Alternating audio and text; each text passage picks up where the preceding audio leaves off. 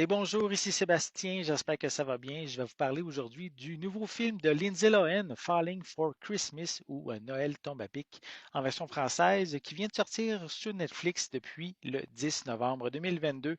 Donc un film dans lequel elle interprète une jeune héritière capricieuse qui, suite à un accident de ski, va perdre la mémoire et elle va être recueillie par un père célibataire et veuf et sa jeune fille préadolescente quelques jours avant Noël.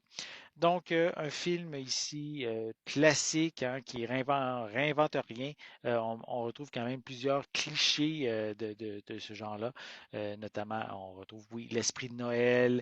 On retrouve comme la magie de cette période-là, le partage, l'amour. C'est des thématiques assez classiques pour ce genre de film-là.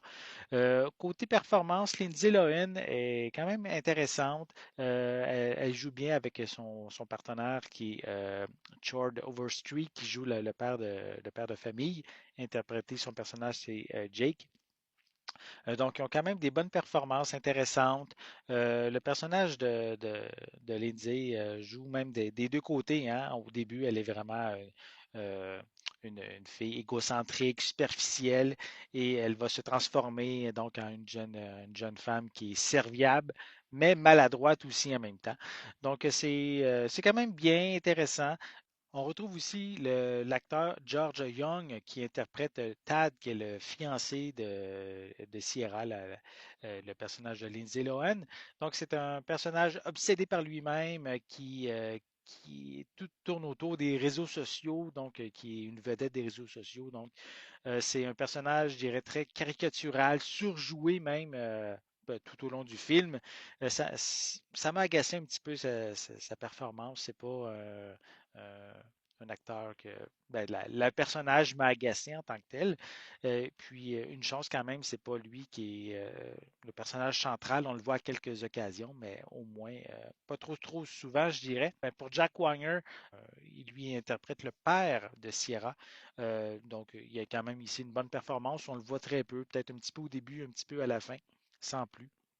Donc, c'est quand même intéressant d'avoir quand même un acteur de ce nom dans ce film-là.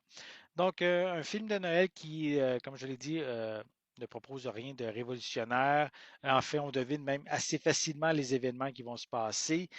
Donc, assez même facile à deviner qu'est-ce qui va se passer à la fin.